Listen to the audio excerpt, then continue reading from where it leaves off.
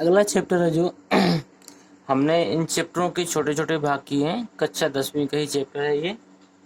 इस चैप्टर का नाम है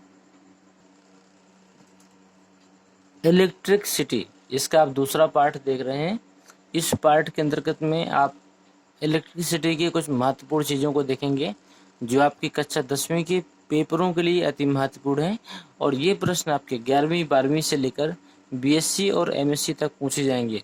और यहाँ तक कि इस अध्याय से जो भी आप सीखेंगे वो आपके कंपैरेटिव एग्जाम के लिए भी अति महत्वपूर्ण होगा। तो आप सारे पॉइंटों को बहुत ध्यान से देखिएगा।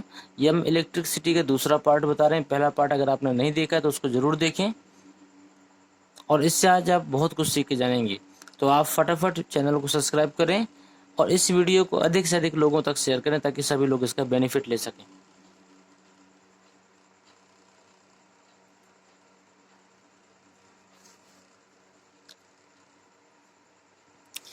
पहला प्रश्न है इसमें, जब किसी परिपथ में विद्युत धारा प्रवाहित किया जाता है तो उसके चारों ओर क्या होता है?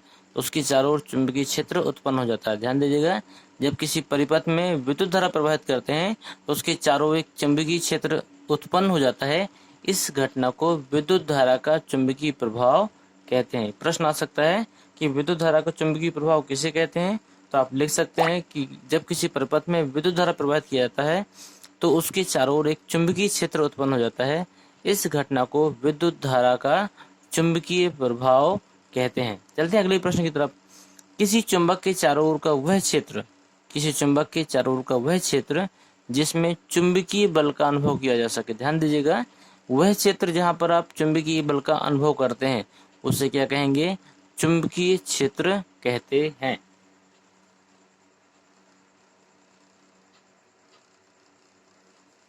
अगला प्रश्न है आपका, चुंबकीय क्षेत्र की दिशा ज्ञात करने के लिए किसका प्रयोग किया जाता है? तो चुंबकीय क्षेत्र की दिशा ज्ञात करने के लिए चुंबकीय सुई का प्रयोग किया जाता है। आप यदि दिशा ज्ञात करने वाला यंत्र लेंगे तो उसमें आप देखेंगे एक सुई लगी होती है जो हमेशा एक ही दिशा में ठहरती है, और वो आपको उन एक दिशा ज्ञान करा देगी। जब वो एक का ज्ञान कराएगी तो ऑटोमेटिक दूसरी दिशा ज्ञान हो जाता है, क्योंकि वो ठीक अपोजिट होती है। अगला है चुंबकीय क्षेत्र की तीव्रता का सूत्र। चुंबकीय क्षेत्र की तीव्रता का सूत्र होता है, बल का सूत्र है ये, F=BIL sin थीटा, जहाँ पर F आपका बल है और B जो है चुंबकीय क्षेत्र की तीव्रता है, I आपकी धारा है, और जो L दिया है BIL, L आपका चालक की लंबाई है, और जो थीटा है वो चुंबकीय क्षेत्र तथा विद्युत धारा के बीच में क्या है? कोण। जो कोण तैयार होता है वो है। अगला है चुंबकीय क्षेत्र का मात्रक क्या होता है? तो चुंबकीय क्षेत्र का मात्रक टेस्ला होता है। इसे हम लोग वेबर मीटर स्क्वायर भी कहते हैं। चुंबकीय क्षेत्र का मात्रक टेस्ला होता है, इसे वेबर मीटर स्क्वायर भी कहते हैं। अगला है किसी चुंबक में चुंबकीय बल रेखाओं की गति की दिशा दक्षिणी ध्रुव से उत्तरी ध्रुव की ओर होती है। किसी चुंबक में चुंबकीय बल रेखाओं की गति की दिशा कहाँ होती है? दक्षिणी ध्रुव से उत्तरी ध्रुव की ओर होती है। अगला प्रश्न जो बन सकता है, कभी कभी दो चुंबकीय बल रेखाएं एक दूसरे को काट नहीं सकती। ध्यान दीजिएगा, कभी भी चुंबकीय बल रेखाएं एक दूसरे को कभी नहीं काटेंगी, क्योंकि यदि वो काटती हैं तो उस पर एक ही बिंदु पर दो चुंबकीय बल रेखाएं हो जाएंगी। लिखा भी इसमें, तो एक ही बिंदु पर चुंबकीय बल की दो दिशाएं हो जाएंगी, जो कि कभी संभव नहीं होता। ध्यान दीजिएगा, कभी भी चुंबकीय बल रेखाएं ये कभी भी एक दूसरी रेखाओं को नहीं काटती, क्योंकि यदि काटेंगी तो वहां पर उसकी दो दिशाएं हो जाएंगी, जो कि संभव नहीं होता है। अगला है चुंबकीय बल रेखा के किसी बिंदु पर खींचा गया स्पर्श रेखा उस बिंदु पर चुंबकीय क्षेत्र की दिशा बताती है। यही प्रश्न जो अभी हम बात कर रहे थे कि चुंबकीय बल रेखा के किसी बिंदु पर खींची गई जो स्पर्श रेखा होती है वह उस बिंदु पर चुंबकीय क्षेत्र की दिशा को बताती है। अगला प्रश्न आपको जिसमें बन सकता है, किसी चुंबकीय पदार्थ को विद्युत की सहायता से चुंबक में परिवर्तित करने की घटना को क्या कहते हैं? विद्युत चुंबकत्व। फिर से देखिएगा इसे, किसी चुंबकीय पदार्थ को विद्युत की सहायता से, चुंबकीय पदार्थ का मतलब आप चुंबक को ही मान के चलो, किसी विद्युत की सहायता से चुंबक में परिवर्तित करने की घटना को क्या कहते हैं? विद्युत चुंबकत्व। अभी अगर समझ में ना आया हो तो ध्यान दीजिएगा कि लोहे का आप पेचकस लीजिए और उस पेचकस को कुछ देर तक आप चुंबक के ऊपर रगड़िए। इसके बाद में आप देखेंगे उस लोहे में भी चुंबक का गुण आ गया। अब वो लोहा भी किसी छोटे छोटे कणों को अपने माध्यम से उठा सकता है। तो यदि लोहे को चुंबक के संपर्क में रखेंगे तो उसमें भी चुंबकत्व का गुण आ जाता है। ये घटना क्या कहलाती है? विद्युत चुंबकत्व। अगला है दाएं हाथ के अंगूठे का नियम। क्या है? मैक्सवेल का दक्षिणावर्ती पेच का नियम जो है तथा दाएं हाथ की हथेली के नियम से विद्युत बल रेखाओं की दिशा ज्ञात की जाती है।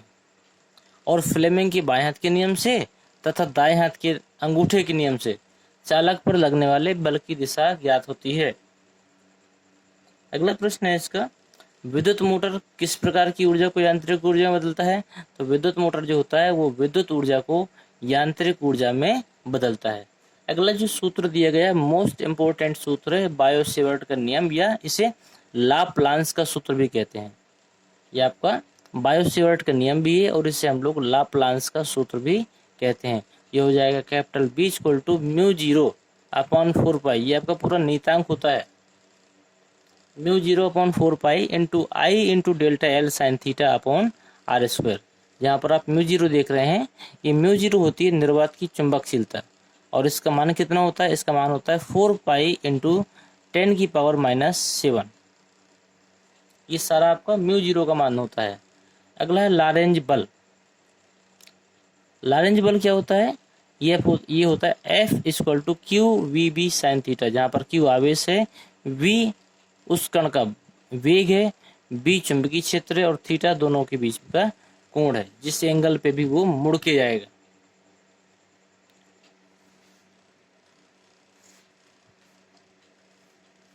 अगले पार्ट को भी हम इसी में सम्मिलित कर लेते हैं, इलेक्ट्रोमैग्नेटिक इंडक्शन।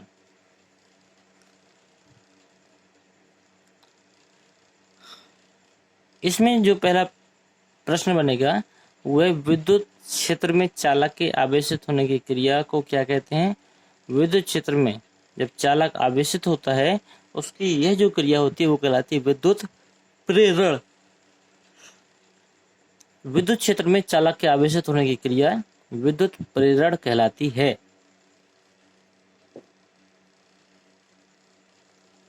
अगला है, एक समान चुंबकीय क्षेत्र में स्थित किसी तल के लंबवत गुजरने वाली संपूर्ण चुंबकीय बल रेखाओं की संख्या को उस तल से बद्ध चुंबकीय फ्लक्स कहते हैं। किसी समान चुंबकीय क्षेत्र में स्थित किसी तल के लंबवत गुजरने वाली संपूर्ण चुंबकीय बल रेखाओं की संख्या को उस तल से बद्ध चुंबकीय फ्लक्स कहते हैं।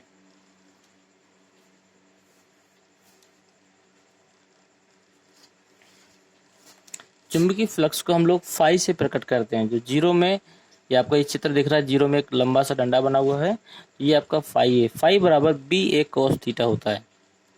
इसका मात्रक क्या होता है? इसका मात्रक होता है वेबर। अगला प्रश्न है आपका, फैराडे का पहला नियम क्या है? तो फैराडे के पहले नियम के अनुसार है कि जब किसी परिपथ से गुजरने वाली चुंबकीय फ्लक्स में परिवर्तन होता है, जब किसी परिपथ से गुजरने वाले चुंबकीय फ्लक्स में परिवर्तन होता है तो परिपथ में एक प्रेरित विद्युत वाहक बल उत्पन्न हो जाता है। ध्यान दीजिएगा, जब परिपथ से गुजरने वाले चुंबकीय फ्लक्स में परिवर्तन होता है तो परिपथ में एक प्रेरित विद्युत वाहक बल उत्पन्न हो जाता है, जिसका परिमाण चुंबकीय फ्लक्स परिवर्तन के ऋणात्मक दर के बराबर होता है। ये परिभाषा आपकी मोस्ट इंपोर्टेंट आ सकती है, E = delta into N phi बटे डेल्टा T। फैराडे का दूसरा नियम है आपका, इसे हम लोग लेंज के दूसरे नियम से भी कहते हैं। ये है आपका परिपथ में उत्पन्न प्रेरित विद्युत वाहक बल या प्रेरित धारा। ध्यान दीजिएगा, प्रेरित विद्युत वाहक बल होगा या फिर प्रेरित धारा हमेशा ऐसी होती है जिसके कारण वह स्वयं उत्पन्न हुई है उसी का वो विरोध करती है। ये इसका लेंज का दूसरा नियम है। अगला है आपका, प्रेरित धारा की दिशा ज्ञात करने के लिए किसका प्रयोग किया जाता है? प्रेरित धारा की दिशा ज्ञात करने के लिए फ्लेमिंग के दाएं हाथ के नियम का प्रयोग किया जाता है। अगला प्रश्न है आपका, विद्युत जनित्र या प्रत्यावर्ती धारा डायनामो यांत्रिक ऊर्जा को विद्युत ऊर्जा में बदलती है। यह विद्युत चुंबकीय प्रेरण के सिद्धांत पर कार्य करता है। ध्यान दीजिएगा, विद्युत जनित्र या प्रत्यावर्ती धारा। डायनामो यांत्रिक ऊर्जा को विद्युत ऊर्जा में बदलता है। ये चुंबकीय प्रेरण के सिद्धांत पर काम करता है। प्रश्न आपका ये भी आ सकता है कि जो डायनामो होता है वो किस सिद्धांत पर काम करता है? वे विद्युत चुंबकीय प्रेरण के सिद्धांत पर कार्य करता है। अगला है दिष्ट धारा और है प्रत्यावर्ती धारा। तो ध्यान दीजिएगा, जो धारा आपके घरों में आपकी इलेक्ट्रिसिटी की सप्लाई में बहती है उसे कहते हैं एसी। एसी का मतलब होता है अल्टरनेटिव करंट, जिसका परिमाण तथा दिशा समय के साथ बदलती हैं। परंतु दिष्ट धारा होती है बैटरी में जो आप धारा बहती है। बैटरी में यदि आप तार को लगाते हो तो भी बल्ब जलता है, लेकिन बैटरी को छूने पर आपको करंट का एहसास नहीं होता। तो जो बैटरी से धारा बहती है वो कहलाती है डीसी। डीसी का मतलब होता है डायरेक्ट करंट। इसका परिमाण तथा दिशा दोनों स्थिर होती है। तो छात्रों, ये आपका कक्षा 10वीं का फिजिक्स पूरी तरह आज समाप्त हो गया। कक्षा 10 के फिजिक्स के जितने प्रश्न हो सकते थे वो हमने आपको बताए और गारंटी देते हैं कि इनमें से ही प्रश्न आएंगे आपके पेपरों में। अभी हमने न्यूमेरिकल नहीं बताए हैं जो सवाल होते हैं, लेकिन जो थ्योरेटिकल प्रश्न थे उनकी हम गारंटी ले सकते हैं कि इन प्रश्नों से ऊपर आपका प्रश्न नहीं जाएगा। तो यदि आपने हमारी 3-4 वीडियो जो भी बनी है इस पार्ट फिजिक्स में, कक्षा 10वीं की फिजिक्स के लिए हमने 3 से 4 वीडियो बनाए हैं। यदि आप पूरी वीडियो को देख लेते हैं तो फिजिक्स में आपका 1 नंबर का भी प्रश्न छूटने वाला नहीं है। जिस छात्र ने अभी तक वीडियो को लाइक ना कोई किया हो वो एक बार लाइक कर दे। अगर सब्सक्राइब नहीं किया तो सब्सक्राइब जरूर करें, क्योंकि हमारा सबसे बड़ा मोटिवेशन आपकी संतुष्टि और आपका सब्सक्रिप्शन है। तो आप वीडियो को सब्सक्राइब करें और अपने अधिक से अधिक दोस्तों तक शेयर जरूर करें। धन्यवाद। मिलते हैं रसायन विज्ञान के पहले चैप्टर के साथ।